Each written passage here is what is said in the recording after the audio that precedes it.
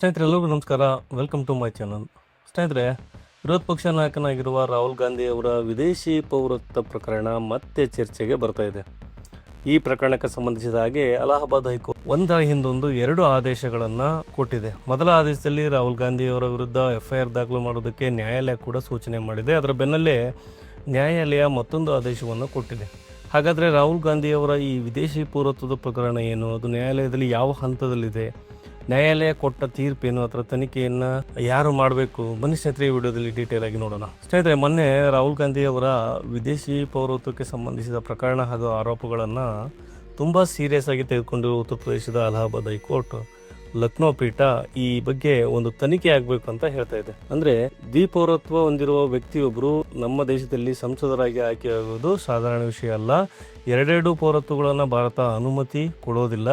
ಹಾಗೆ ಪ್ರಜಾಪ್ರತಿನಿಧಿ ಕಾಯ್ದೆ ಕೂಡ ಭಾರತದ ಪೌರರು ಮಾತ್ರ ಚುನಾವಣೆಯಲ್ಲಿ ಸ್ಪರ್ಧೆ ಮಾಡಬೇಕು ಅಂತ ಹೇಳುತ್ತೆ. ಹೀಗಿರುವಾಗ ಹೊರದೇಶದ ಪೌರತ್ವವನ್ನು ಹೊಂದಿರುವ ವ್ಯಕ್ತಿ ಚುನಾವಣೆಯಲ್ಲಿ ಸ್ಪರ್ಧೆ ಮಾಡಿ ಸಂಸದರಾಗುವುದು ತುಂಬಾನೇ ಸೀರಿಯಸ್ ವಿಷಯ. ಹೀಗಾಗಿ ಪೌರತ್ವದ ಬಗ್ಗೆ ಒಂದು ತನಿಖೆ ಆಗಬೇಕು ಅಂತ ನ್ಯಾಯಾಲಯ ಕೂಡ ಹೇಳ್ತು. ಇನ್ನು ಪೌರತ್ವದ ವಿಷಯ ಕೇಂದ್ರ ಸರ್ಕಾರದ ಗೃಹ ಇಲಾಖೆ ಅಧೀನಕ್ಕೆ ಬರುತ್ತೆ. ಸೊ ಒಂದು FIR ಅನ್ನು ದಾಖಲು ಮಾಡಿ ಜವಾಬ್ದಾರಿಯುತ ಏಜೆನ್ಸಿಗಳ ಮೂಲಕ ತನಿಖೆ ಮಾಡಿಸಿ ಅಂತ ನ್ಯಾಯಾಲಯ ಹೇಳ್ತು.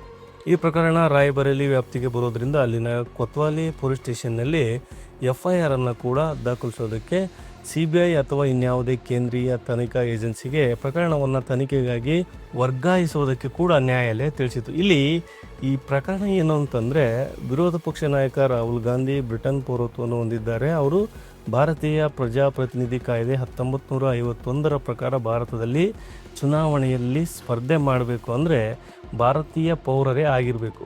ಇನ್ನು ನಮ್ಮಲ್ಲಿ ಪೌರತ್ವಕ್ಕೆ ಸಂಬಂಧಪಟ್ಟ ಪೌರತ್ವ ಕಾಯ್ದೆ 1955ರ ಸೆಕ್ಷನ್ 9ರ ಪ್ರಕಾರ ಯಾವುದೇ ಭಾರತೀಯ ಪ್ರಜೆ ಸ್ವಯಂ ಪ್ರೇರಿತವಾಗಿ ವಿದೇಶಿ ಪೌರತ್ವವನ್ನು ಪಡೆದುಕೊಂಡರೆ ಅದೇ ಕ್ಷಣದಲ್ಲಿ ಆತ ಅಥವಾ ಆಕೆಯ ಭಾರತೀಯ ಪೌರತ್ವ ಸ್ವಯಂಚಾಲಿತವಾಗಿ ಅಂದರೆ ಆಟೋಮೆಟಿಕ್ ಆಗಿ ಟರ್ಮಿನೇಟ್ ಆಗುತ್ತೆ. ಈ ರದ್ದತಿಗೆ ಭಾರತ ಸರ್ಕಾರ ಯಾವ ಅನುಮತಿಯ ಅಗತ್ಯ ಕೂಡ ಇರೋದಿಲ್ಲ. ಹೀಗಾಗಿ ಇಲ್ಲಿ ರಾಹುಲ್ ಗಾಂಧಿ ಬ್ರಿಟನ್ ಪೌರತ್ವವನ್ನು ಕೂಡ ಪಡೆದುಕೊಂಡಿರೋದ್ರಿಂದ ಭಾರತೀಯ ಪೌರತ್ವ ಸಹಜವಾಗಿ ರದ್ದಾಗಬೇಕು. ಅವರು ಭಾರತೀಯ ಪೌರರಾಗಿ ಉಳಿಯೋದಿಲ್ಲ. ಹೀಗಾಗಿ ಅವರು ಚುನಾವಣೆಗೆ ಸ್ಪರ್ಧೆ ಮಾಡೋದಕ್ಕೂ ಕೂಡ ಬರೋದಿಲ್ಲ ಅಂತ ಬೆಂಗಳೂರು ಮೂಲದ BJP ಕಾರ್ಯಕರ್ತ ವಿಘ್ನೇಶ್ ಶಿಶಿರ್ ಅನ್ನೋರು ರಾಯ್ಬರೇಲಿಯ ಪ್ರಜಾಪ್ರತಿನಿಧಿಗಳ ನ್ಯಾಯಾಲಯದಲ್ಲಿ ಪ್ರಕರಣವನ್ನು ಕೂಡ ದಾಖಲು ಮಾಡ್ತಾರೆ. ಅದು ರಾಯ್ಬರೇಲಿಯಲ್ಲಿ ಯಾಕೆ ಪ್ರಕರಣವನ್ನು ದಾಖಲು ಮಾಡಬೇಕು ಅನ್ನೋದು ನೋಡೋದಾದ್ರೆ, ಬೆಂಗಳೂರಿನ ವ್ಯಕ್ತಿ ಪ್ರಕರಣವನ್ನು ದಾಖಲು ಮಾಡಿದ್ರು ಅಂದರೆ ರಾಹುಲ್ ಗಾಂಧಿ ಉತ್ತರ ಪ್ರದೇಶ ರಾಯ್ಬರೇಲಿಯ MP, ಹೀಗಾಗಿ ಪ್ರಕರಣ ಅಲ್ಲೇ ದಾಖಲಾಗುತ್ತೆ. ಆದರೆ ಅಲ್ಲಿನ ಪ್ರಜಾಪ್ರತಿನಿಧಿಗಳ ನ್ಯಾಯಾಲಯ ಈ ವಿಷಯದಲ್ಲಿ FIR ಅನ್ನು ದಾಖಲಿಸುವ ಆದೇಶವನ್ನು ಕೂಡ ಕೊಡೋದಕ್ಕೆ ಒಪ್ಪಲಿಲ್ಲ. ಇದು ಕೇಂದ್ರ ಸರ್ಕಾರದ ಗೃಹ ಇಲಾಖೆಗೆ ಸಂಬಂಧಪಟ್ಟ ವಿಷಯ. ಹೀಗಾಗಿ ತನಿಖೆಯನ್ನು ಅವರೇ ಮಾಡಬೇಕು, ನ್ಯಾಯಾಲಯದ ವ್ಯಾಪ್ತಿಗೆ ಬರೋದಿಲ್ಲ ಅಂತ ಹೇಳಿದ್ದಾರೆ. ಹೀಗಾಗಿ ಅರ್ಜಿದಾರರು ಅಲಹಾಬಾದ್ ಹೈಕೋರ್ಟ್ ಮೊರೆ ಹೋದ್ರು. ಈ ಪ್ರಕರಣ ಅಲಹಾಬಾದ್ ಹೈಕೋರ್ಟ್ನ ಲಕ್ನೋ ಪೀಠಕ್ಕೆ ವರ್ಗಾವಣೆ ಕೂಡ ಆಯಿತು. ಇಲ್ಲಿ ರಾಹುಲ್ ಗಾಂಧಿ ಭಾರತದ ಪ್ರಜೆ ಅಲ್ಲ ಅಂತ ಈ ವಿಘ್ನೇಶ್ ಶಿಶಿರ್ ಹೇಳೋದಕ್ಕೆ ಕೂಡ ಏನಾದರೂ ದಾಖಲೆಗಳು ಆಧಾರಗಳು ಇರಬೇಕಲ್ವಾ? ಯಾಕಂದರೆ ರಾಹುಲ್ ಗಾಂಧಿ ಸಾಮಾನ್ಯ ಪ್ರಜೆ ಅಲ್ವೇ ಅಲ್ಲ. ಅವರು ಪ್ರಧಾನಿಗಳ ವಂಶದಿಂದ ಬಂದವರು. ಹಾಗೆ ಸದ್ಯಕ್ಕೆ ಲೋಕಸಭೆ ವಿರೋಧ ಪಕ್ಷ ನಾಯಕರು ಕೂಡ ಆಗಿದ್ದಾರೆ. ಹೀಗಿರುವಾಗ ಅಂಥ ಪ್ರಭಾವಿ ವ್ಯಕ್ತಿಯ ಮೇಲೆ ಸುಮ್ಮನೆ ಆರೋಪಗಳನ್ನು ಮಾಡೋದಕ್ಕೆ ಸಾಧ್ಯ ಆಗೋದಿಲ್ಲ. ಏನಾದರೂ ದಾಖಲೆಗಳು ಬೇಕಾಗುತ್ತೆ. ಸ್ನೇಹಿತರೆ, 2003ರಲ್ಲಿ UKಯಲ್ಲಿ ನೋಂದಾಯಿಸಲ್ಪಟ್ಟ ಬ್ಯಾಕ್ ಹೋಪ್ಸ್ ಲಿಮಿಟೆಡ್ ಅನ್ನೋ ಕಂಪನಿ ಒಂದರಲ್ಲಿ ರಾಹುಲ್ ಗಾಂಧಿ ಡೈರೆಕ್ಟರ್ ಆಗಿದ್ರಂತೆ. ಆ ಸಂದರ್ಭದಲ್ಲಿ ಕಾರ್ಪೊರೇಟ್ ಫೈಲಿಂಗನ್ನು ಮಾಡಬೇಕಲ್ಲ, ಆಗ ಅವರು ತಮ್ಮನ್ನು ತಾವು ಬ್ರಿಟಿಷ್ ಪ್ರಜೆ ಅಂತ ಘೋಷಿಸಿಕೊಂಡಿದ್ದಾರೆ. 2003ರಿಂದ 2006ರವರೆಗಿನ ದಾಖಲೆಗಳಲ್ಲಿ ಕೂಡ ಅವರು ಬ್ರಿಟಿಷ್ ಪ್ರಜೆ ಅಂತಲೇ ಕೂಡ ಘೋಷಣೆ ಮಾಡಿಕೊಂಡಿರೋದಕ್ಕೆ ಸಂಬಂಧಪಟ್ಟ ದಾಖಲೆಗಳನ್ನು UK ಸರ್ಕಾರದ ಇಮೇಲ್ ಮತ್ತು ಇನ್ನಿತರ ದಾಖಲೆಗಳನ್ನು ಇಲ್ಲಿ ಅರ್ಜಿದಾರರು ಅಂದರೆ ಈ ವಿಘ್ನೇಶ್ ನ್ಯಾಯಾಲಯಕ್ಕೆ ಸಲ್ಲಿಸಿದ್ದಾರೆ ಅನ್ನೋ ಮಾಹಿತಿ ಕೂಡ ಇದೆ. ಈ ದಾಖಲೆಗಳ ಆಧಾರದ ಮೇಲೆ ರಾಹುಲ್ ಗಾಂಧಿಯ ದ್ವಿಪೌರತ್ವವನ್ನು ಹೊಂದಿದ್ದಾರೆ ಮತ್ತು ಲೋಕಸಭಾ ಸದಸ್ಯರಾಗಿ ಕೂಡ ಆಯ್ಕೆಯಾಗುವ ಮೂಲಕ ಭಾರತವನ್ನು ವಂಚಿಸಿದ್ದಾರೆ. ಅವರು ಲೋಕಸಭಾ ಸದಸ್ಯರಾಗಿ ಮುಂದುವರೆದಕ್ಕೂ ಕೂಡ ಅರ್ಹತೆಯನ್ನು ಪಡ್ಕೊಂಡಿಲ್ಲ ಅಂತ ಅರ್ಜಿದಾರರು ಆರೋಪ ಮಾಡ್ತಿದ್ದಾರೆ. ಇನ್ನು ನಮ್ಮಲ್ಲಿ ದ್ವಿಪೌರತ್ವಕ್ಕೆ ಅವಕಾಶ ಇಲ್ಲ. ಅಕಸ್ಮಾತ್ ಯಾರಾದರೂ ಕೂಡ ಹಾಗೆ ಬೇರೆ ದೇಶದ ಪೌರತ್ವವನ್ನು ಹೊಂದಿದ್ರೆ ಅದನ್ನು ಭಾರತ ಸರ್ಕಾರಕ್ಕೆ ತಿಳಿಸಬೇಕಾಗುತ್ತೆ. ಹಾಗೆ ತಿಳಿಸದೆ 2 ಪೌರತ್ವಗಳನ್ನು ಹೊಂದಿದ್ರೆ 2 ಪಾಸ್ಪೋರ್ಟ್ಗಳನ್ನು ಇಟ್ಟುಕೊಂಡ್ರೆ ಭಾರತದಲ್ಲಿ ಅದು ಅಪರಾಧ ಅನಿಸಿಕೊಳ್ಳುತ್ತೆ.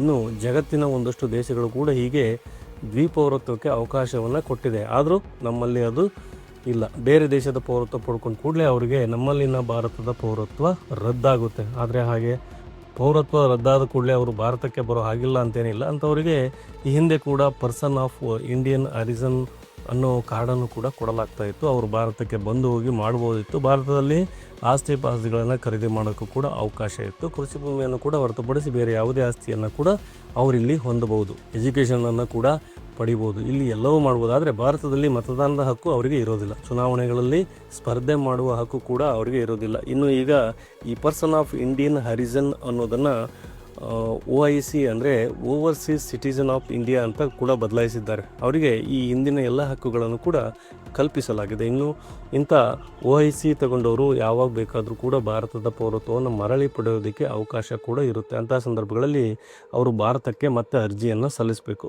ವಿದೇಶಿ ಪೌರತ್ವವನ್ನು ತ್ಯಜಿಸಿರುವ ಕುರಿತಾದ ದಾಖಲೆಗಳನ್ನು ಕೂಡ ಒದಗಿಸಬೇಕಾಗುತ್ತೆ. ಹೀಗೆ ಮಾಡುವ ಮೂಲಕ ಭಾರತೀಯ ಪೌರತ್ವವನ್ನು ಮತ್ತೆ ಪಡೆದುಕೊಳ್ಳೋಕ್ಕೂ ಕೂಡ ಸಾಧ್ಯ ಆಗುತ್ತೆ.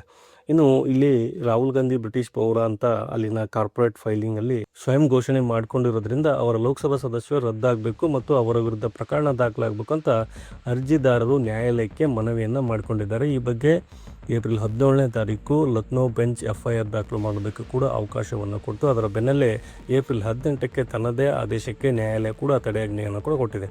ಸ್ನೇಹಿತರೆ, ಇಲ್ಲಿ ನ್ಯಾಯಾಲಯ ಸಹಜ ನ್ಯಾಯವನ್ನು ಕೂಡ ಪರಿಗಣನೆಗೆ ತಗೋತಾ ಇದೆ. ಅರ್ಜಿದಾರರು FIR ಕೇಳ್ತಾ ಇದ್ದಾರೆ. ಆದರೆ ಈ ಬಗ್ಗೆ ಆರೋಪಿಗೆ ಕೂಡ ಹೇಳಿಕೆಯನ್ನು ಕೊಡೋದಕ್ಕೂ ಕೂಡ ಒಂದು ಅವಕಾಶವನ್ನು ಕಲ್ಪಿಸಿ ಕೊಡಬೇಕಾಗತ್ತೆ. ಇನ್ನು ರಾಹುಲ್ ಗಾಂಧಿ 2003ರಲ್ಲಿ ಬ್ರಿಟಿಷ್ ಪೌರತ್ವವನ್ನು ಪಡ್ಕೊಂಡಿದ್ದರು. ಆನಂತರ ಅದನ್ನು ರದ್ದುಪಡಿಸಿ ಮತ್ತೆ ಭಾರತೀಯ ಪೌರತ್ವವನ್ನು ಕೂಡ ಪಡೆದಿರುವ ಸಾಧ್ಯತೆಗಳನ್ನು ಕೂಡ ಒಪ್ತಾ ಇಲ್ಲ. ಯಾಕಂದರೆ ಅವರು ಮೊದಲು ಸಂಸದರಾಗಿದ್ದೇ 2004ರಲ್ಲಿ. ಇಲ್ಲಿ ದೂರುದಾರ ಹೇಳ್ತಾ ಇರೋ ಪ್ರಕಾರ 2003ರಿಂದ 2006ರವರೆಗೆ ಫೈಲಿಂಗ್ಸ್ನಲ್ಲಿ ಬ್ರಿಟಿಷ್ ಪ್ರಜೆ ಅಂತಲೇ ಇದೆ. ಹಾಗಾದಾಗ ಅವರು ಮೊದಲು ಚುನಾವಣೆಗೆ ಸ್ಪರ್ಧೆ ಮಾಡಿದ್ದು ಕೂಡ ಅಪರಾಧ ಆಗುತ್ತೆ. ಇಲ್ಲಿ ಪೌರತ್ವ ಪಡ್ಕೊಂಡಿರೋದು ಕೂಡ ಅದನ್ನು ರದ್ದು ಮಾಡಿ ಮತ್ತೆ ಭಾರತೀಯ ಪೌರತ್ವ ಪಡೆದಿರೋದು ಕೂಡ ಇಂಥದ್ದು ಕೂಡ ಏನೂ ಇಲ್ಲ. ನಾವು ಬ್ರಿಟಿಷ್ ಪೌರತ್ವವನ್ನೇ ಪಡ್ಕೊಂಡಿರಲಿಲ್ಲ, ಅಲ್ಲಿನ ಫೈಲಿಂಗ್ಸಲ್ಲಿ ಆಗಿರೋದು ಜಸ್ಟ್ ಕ್ಲೆರಿಕಲ್ ಮಿಸ್ಟೇಕ್ ಅಂತೇಳಿ ರಾಹುಲ್ ಗಾಂಧಿಯ ಪರ ವಕೀಲರು ಕೂಡ ಹೇಳ್ತಾ ಇದ್ದಾರೆ. ಹೀಗಾಗಿ ಅಲ್ಲಿ ಅವರಿಗೆ ಕೂಡ ಒಂದು ಸರಿಯಾದ ಸ್ಪಷ್ಟನೆ ಕೊಡೋದಕ್ಕೆ ಕೂಡ ದಾಖಲೆಗಳನ್ನು ಸಲ್ಲಿಸೋದಕ್ಕೆ ಅವಕಾಶವನ್ನು ಕೂಡ ಕಲ್ಪಿಸಿ ಕೊಡಬೇಕಾಗುತ್ತೆ. ಅದಾದ ನಂತರ ಮುಂದಿನ ಪ್ರಕ್ರಿಯೆಗಳಿಗೆ ಹೋಗೋದಕ್ಕೆ ಸಾಧ್ಯ ಆಗುತ್ತೆ. ಈ ಹಿನ್ನೆಲೆಯಲ್ಲಿ ನ್ಯಾಯಾಲಯ ತಾನೇ ಕೊಟ್ಟಿದ್ದ FIR ದಾಖಲು ಮಾಡೋ ಮೌಖಿಕ ಆದೇಶಕ್ಕೆ ತಾನೇ ತಡೆಯನ್ನು ಕೊಟ್ಟಿದೆ. ಇನ್ನು ಈ ಪ್ರಕರಣದಲ್ಲಿ ಈಗಲೂ ಕೂಡ ಗೃಹ ಇಲಾಖೆ ಒಂದು ತನಿಖೆಯನ್ನು ಮಾಡಿ ಕ್ರಮ ಕೈಗೊಳ್ಳೋದಕ್ಕೂ ಅವಕಾಶ ಇರುತ್ತೆ. ಗೃಹ ಇಲಾಖೆ ತನಿಖೆಗೆ ಕೈ ಎತ್ತಿಕೊಂಡ್ರೆ ರಾಹುಲ್ ಗಾಂಧಿ ನಿಜವಾಗ್ಲೂ ಬ್ರಿಟಿಷ್ ಪೌರತ್ವವನ್ನು ಹೊಂದಿದ್ರಾ ಅಥವಾ ಇಲ್ಲ ಅನ್ನೋದು ಕೂಡ ಬಹಿರಂಗಗೊಳ್ಳುತ್ತೆ. ಬ್ರಿಟನ್ ದಾಖಲೆಗಳಲ್ಲಿ, ಪಾಸ್ಪೋರ್ಟ್ಗಳಲ್ಲಿ ಪೌರತ್ವದ ಮಾಹಿತಿ ಸಿಗುತ್ತೆ. ಅದನ್ನು ಗೃಹ ಇಲಾಖೆಗೆ ತರಿಸಿಕೊಳ್ಳೋದು ಕೂಡ ಕಷ್ಟ ಏನಾಗೋದಿಲ್ಲ. ಆದರೆ ಅವರ ಈ ಬಗ್ಗೆ ಯಾಕೋ ಜಾಣ ಮೌನವನ್ನು ಕೂಡ ಪ್ರದರ್ಶನ ಮಾಡ್ತಿದ್ದಾರೆ. ಅವರಿಗೆ ತನಿಖೆ ಕ್ರಮ ಅನ್ನೋದಕ್ಕಿಂತ ಹೆಚ್ಚಾಗಿ ಇದು ಹೆಚ್ಚು ಸುದ್ದಿಯಲ್ಲಿ ಸದ್ದಾಗಲಿ ಅನ್ನೋದು ಆಸೆಯೂ ಕೂಡ ಇರ್ಬೋದು. ಹಾಗೆ ನ್ಯಾಯಾಲಯದಲ್ಲಿರುವ ಪ್ರಕರಣಕ್ಕೆ ಸರಿಯಾದ ದಾಖಲೆಗಳನ್ನು ಒದಗಿಸಬೇಕಾದ ಜವಾಬ್ದಾರಿ ಕೂಡ ಅರ್ಜಿದಾರರದ್ದೇ ಆಗಿರುತ್ತೆ. ಅಲ್ಲಿ ದಾಖಲೆಗಳು ಸರಿ ಇದ್ದರೆ ಪ್ರಕರಣದಲ್ಲಿ ತನಿಖೆಗೆ ನ್ಯಾಯಾಲಯ ಕೂಡ ಆದೇಶವನ್ನು ಕೊಡ್ಬೋದು. ಇನ್ನು ರಾಹುಲ್ ಗಾಂಧಿಯವರ ದ್ವಿಪೌರತ್ವ ಅನ್ನೋದು ನಿಜವಾದರೆ ಅವರು ಸಂಸತ್ತಿನ ಸದಸ್ಯತ್ವವನ್ನು ಕೂಡ ಕಳ್ಕೊತಾರೆ. ಮಾತ್ರ ಅಲ್ಲ, ಮುಂದಿನ ಸಂಸತ್ತಿಗೆ ಆಯ್ಕೆಯಾಗುವ ಅವಕಾಶವನ್ನು ಕೂಡ ಕಳ್ಕೊತಾರೆ. ಹಾಗೆಲ್ಲ ದಾಖಲೆಗಳಿದ್ದರೆ ದೋಷಮುಕ್ತರಾಗ್ತಾರೆ. ಈ ಎರಡೂ ಆಗದೆ ಕೂಡ ನ್ಯಾಯಾಲಯ ಪ್ರಕರಣದಲ್ಲಿ ಇನ್ನಷ್ಟು ವರ್ಷಗಳ ಕಾಲ ಹೀಗೆ ಮುಂದುವರಿತಲು ಹೋಗ್ಬೋದು. ನ್ಯಾಯಾಲಯ ತೀರ್ಪುಗಳಿಗೆ ಮೇಲ್ಮನವಿಗಳನ್ನು ಸಲ್ಲಿಸ್ತಾ ಹೋಗುವ ಸಾಧ್ಯತೆಗಳು ಕೂಡ ಇರುತ್ತವೆ. ಇನ್ನು ರಾಹುಲ್ ಗಾಂಧಿ ಕೂಡ ಈ ವಿಷಯದ ಬಗ್ಗೆ ಬಹಿರಂಗವಾಗಿ ಏನನ್ನೂ ಕೂಡ ಹೇಳ್ತಾ ಇಲ್ಲ. ಅವರ ಪೌರತ್ವದ ಬಗ್ಗೆ ಸರ್ಕಾರದಲ್ಲಿನ ಜವಾಬ್ದಾರಿಯುತ ಜನ ಕೂಡ ಏನನ್ನೂ ಮಾತಾಡ್ತಾ ಇಲ್ಲ.